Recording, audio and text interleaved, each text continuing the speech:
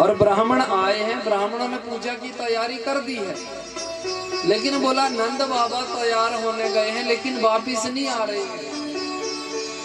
बोले क्यों, कहाँ है वो? परीक्षित जी पूछते। बोले वो अपने कक्ष में है। बोले कक्ष में क्या कर रहे हैं बैठ के? बोले बैठे नहीं है, उन्होंने सिर्फ अपने जो कपड़े हैं उनकी उस अलमारी को खोल रखा है, अपने गहनों को निकाल के रखा है।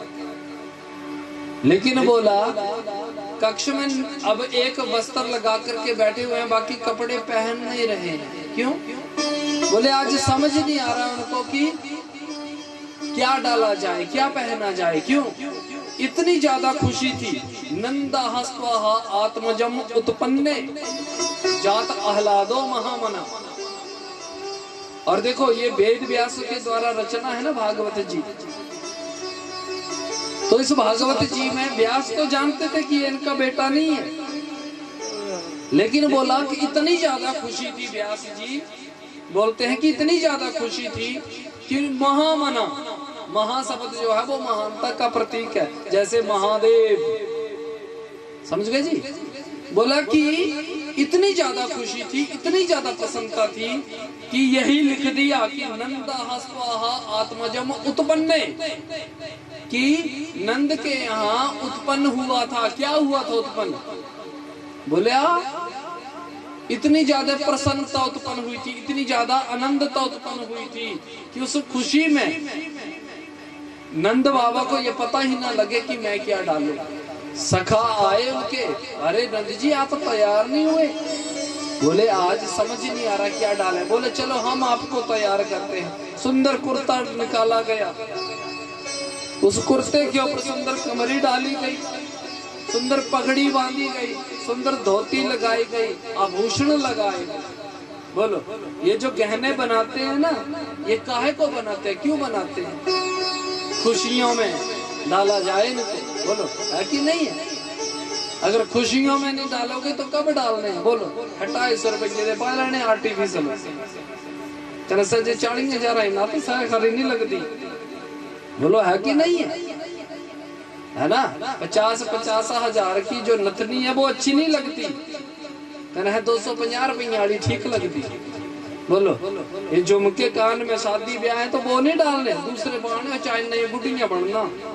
बोलो है ना? चाइना है इतने लंबे लंबे झुमके, बोलो है कि नहीं? ये लगता है चाइना तो लंदीने पे खरीदी है। इसलिए देखो ये जो हम अपने घरों में उत्सव, देखो शादी ब्याह का समर्थन नहीं भी है ना, तब भी बहू को क्या बोलते हैं, गहने तो डालने हैं। नहीं भी समर्थन तो भी डालेंगे लोग। क्यों डालते हैं? इसलिए तो डालते हैं क्योंकि कल को जब हमारे घरों में खुशियां आएंगी तो उनमें उनको डालना चाहिए। आज नंद बाबा को कपड़े क्यों नहीं पहन रहे थे? पता नहीं लग रहे क्यों पहनना है, क्या पहनना है, क्यों? इसलिए नहीं क्योंकि आज पहली बार खुशी आई, वो भी चौथी अवस्था में। चौथी अवस्था चली थी उम्र की। और देखो वसुदेव के यहाँ भी चौथी अवस्था है, और यहाँ नंद बाबा के यहाँ भी चौथी अवस्था है, और उधर दशरथ के यहाँ भी चौथी अवस्था थी, तब भगवान आए थे। बोलो है कि नहीं है? चौथी अवस्था में आए ना भगवान। चौथी अवस्था मैंने कल परसों क्या बोली थी, जब बूढ़े हो गए तो भगवान आ जाना चाहिए जीवन में, समझ गए ना?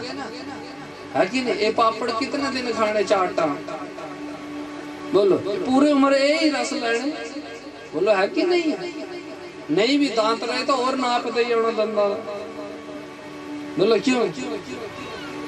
बोलो है कि नहीं है? कुकड़ियां खिंजड़ियां जंगा, हाँ बोलो है कि नहीं है ना बात? इसलिए देखो समय आने पर जीव को खुद बदल जाना चाहिए, खुद सात्विक हो जाना चाहिए। बोलने से, हमारे कहने से, किसी के बोलने से हुए तो क्या हुए?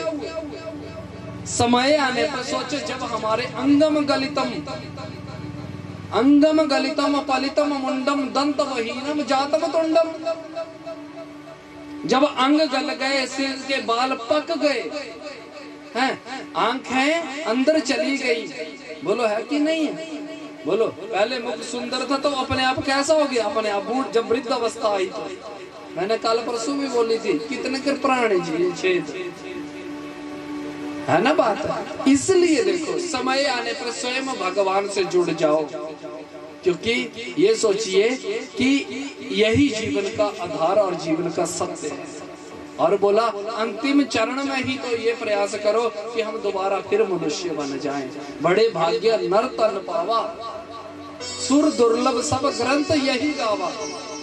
बोले सारे सुर, सुर यानी देवता, देवता भी यही इस मनुष्य देह में आने के लिए बोला तरसते। लेकिन मनुष्य का जीवन पाकर के जब जीव दोबारा मनुष्य बनने का प्रयास नहीं करता तो बोला उससे बड़ा मूड नहीं है। इसलिए कहा भज गोविंदम भज गोविंदम भज गोविंदम मूड मते। अरे मूर्ख, अब तो भजना शुरू कर दे, कब भजेगा बोला। इसलिए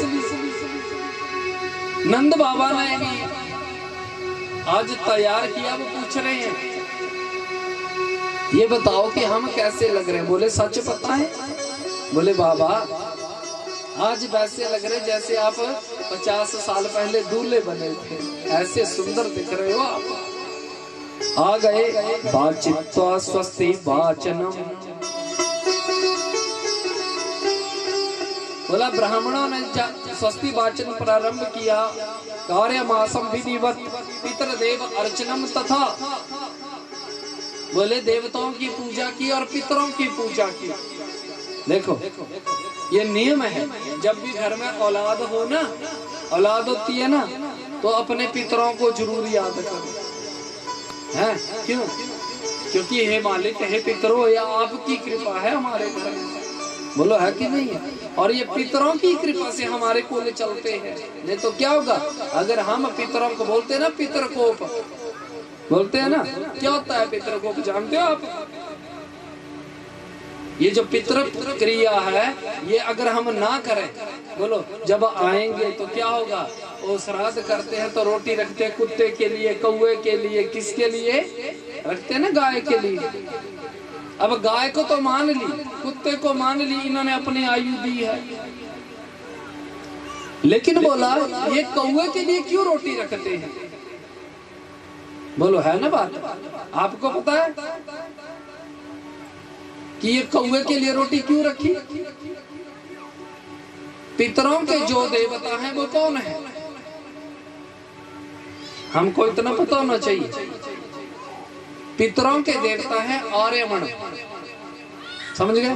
और आर्यमन का जो वाहन है वो कौआ है, समझ गए जी? ये पितर जागते नहीं है। बोला साल में ये एक बार उठते हैं पितर लोक में। सुन रहे हो ना? गौर से सुनना इस चीज को आप। पितर जो हैं वो साल में एक बार उठते हैं। और कब उठते हैं? जब उनकी श्राद्ध तिथि होती है, बाकी सोए रहते हैं। और बोला जब पितर लोक से वो हमारे घर में आएंगे ना, अपने घर में, तो वो उनको पितरों के जो स्वामी हैं आर्यमन, वो अपने वाहन के ऊपर भेजते हैं। और वाहन क्या है? कौआ। समझ गए जी? और सोचो जिस घर में श्राद्ध हो पितरों का, तो कौआ बाहर होता है और पितरों को हम अंदर करते हैं। ये नियम है श्राद्ध का। जब श्राद्ध करते तो बाहर से अंदर क्यों करते हैं? पहले क्योंकि पितर बाहर से अंदर आते हैं। सुन रहे हो? समझ आ रही कथा? पितर बाहर से, आंगन से अंदर किए जाते हैं। और जब आंगन में अंदर हम अपने पितरों को पिंडदान करते हैं, दूध दही घी जो भी बनाए वो देते हैं। लेकिन जिस वाहन के ऊपर वो आते हैं, हम उनके लिए भी उनको रोटी रखते हैं। बोलो है कि नहीं?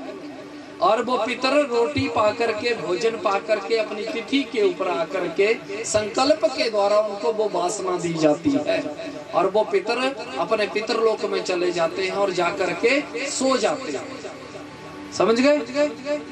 अब सोचो पितर हमारे घर में आए, वो अपनी तिथि पे आते हैं। आप बुलाओ चाहे मत बुलाओ, वो आएंगे।